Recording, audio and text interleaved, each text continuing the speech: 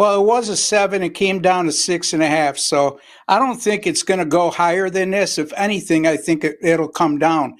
These are two quality teams that we're not used to seeing in a Navy Army matchup. It's usually a 5-6 team versus a 5-6 team, a 4-7 team versus a 6-5 team.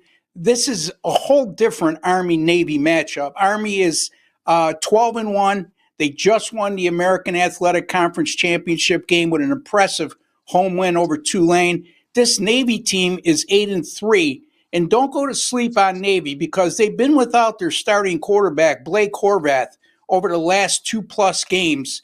And they still managed to win against South Florida. They won 2 to 3 games without him.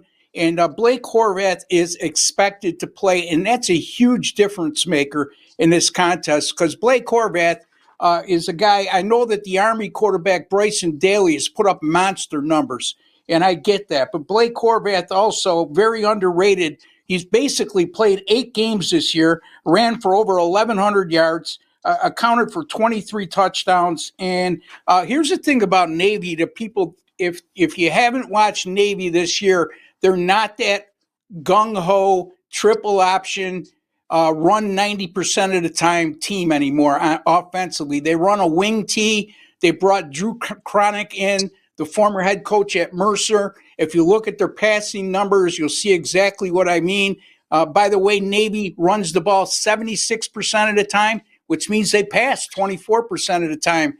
And they do it very effectively. Blake Horvath's a very underrated passer, and Army still is that atypical triple option offense that Navy has ran against in practice for umpteen years, but Army has not faced the wing tee before. So I think that's advantage Navy in that regard. I think this is too many points. I think this game goes down to the wire. The history of this series recently has shown a lot of close games, Perez, if you look. And I think this is a lot more even matchup than the odds makers or people give it credit for. I'm going to take Navy here plus the 6.5 over Army.